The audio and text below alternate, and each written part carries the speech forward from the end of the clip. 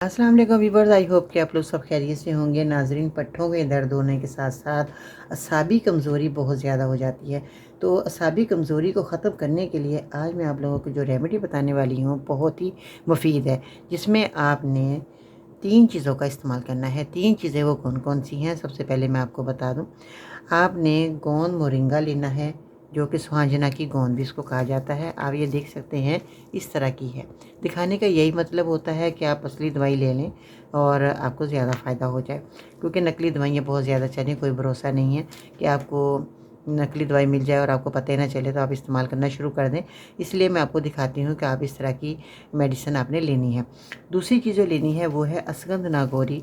ये एक लकड़ी है जो अल्लाह ताला ने हमारे लिए पैदा की है और ये बहुत मुफीद है।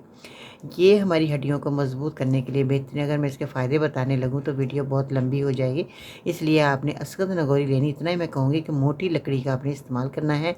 बारीक लकड़ी जो बिल्कुल बहुत ज़्यादा पतली होती है इस तरीके की, तो आपने वो लकड़ी का इस्तेमाल नहीं करना, जिस तरह ये देख सकते हैं।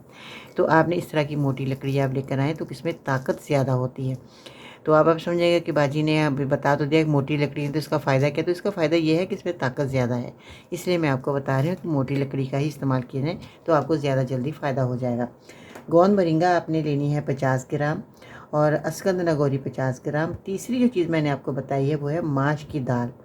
माश की दाल भी आपने 50 ग्राम लेनी है। सबसे पहले तो आपने करना क्या है, माश की दाल को रात को भिगो कर रखें। सुबह को इसको छान कर अच्छे तरीके से और इसको ज़ैतून के तेल में अच्छे तरीके फ्राई कर लें। नमक नहीं मिलाना इसमें, सिर्फ आपने ज़ैतून के तेल में इसको अच्छे तरीके से फ्राई करना है। फिर जब देखें कि ये अच्छे तरीके से फ्राई हो गई तो आपने इसका पाउडर बना लेना, इसको पीस लेना है। और जो आपने अश्वगंध नागौरी का पाउडर बनाया है, गोंद मोरिंगा का पाउडर बनाया है 50-50 ग्राम, उसके अंदर आपने ये दाल भी शामिल कर देनी है और इसको अच्छे तरीके से मिक्स कर लेना है। खाने का तरीका ये है कि आधा चम्मच सुबह, आधा चम्मच शाम खाएं पानी से। और विटामिन डी की कमी को आपने पूरा करना है, क्योंकि विटामिन डी की कमी को पूरा करने के लिए आपने धूप में सुबह के टाइम ज़रूर बैठना है, वॉक ज़रूर करनी है, तो आपकी एक परेशानी ख़त्म हो सकती है। आप इसका ज़रूर इस्तेमाल करें। 3 महीने अगर आप इस रेमेडी का इस्तेमाल कर लेते हैं तो हमेशा हमेशा के लिए आपकी बीमारी ख़त्म हो सकती है, वरना आपको 1 महीने के अंदर ही बेहतरीन रिजल्ट मिल जाएगा। तो इस रेमेडी को आपने ज़रूर बनाना है और वीडियो अपने तक नहीं रखनी है, दूसरे लोगों को ज़रूर मेरी वीडियो शेयर करें, ताकि वो भी इस नुस्खे को बनाकर अपनी परेशानी ख़त्म करके आप लोगों के लिए दुआ गो हो जाएंगे।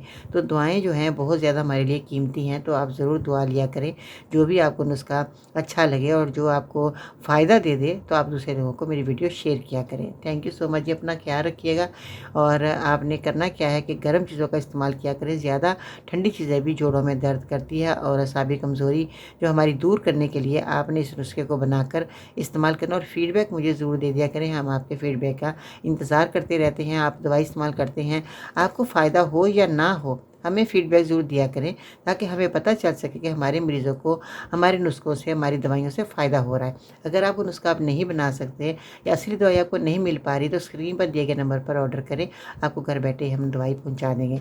और फेसबुक अकाउंट पे विजिट करें। अगर आप टिकटॉक पे वॉच कर रहे हैं तो टिकटॉक पे मेरा अकाउंट फॉलो करें, बाजी परवीन के नाम से। बहुत शुक्रिया जी, अपना बहुत ख्याल रखिएगा। आज के सुनहरे अल्फाज, रसूलुल्लाह सल्लल्लाहु अलैहि वसल्लम ने इरशाद फरमाया, माँ बाप की खिदमत और अतात से रिस्क और उम्र में बरकत होती है। तो इसके साथ ही बाजी फिर उनको इजाज़त दीजिएगा। इंशाअल्लाह ताला फिर मिलते हैं नई रेमेडी के साथ। अल्लाह हाफिज़।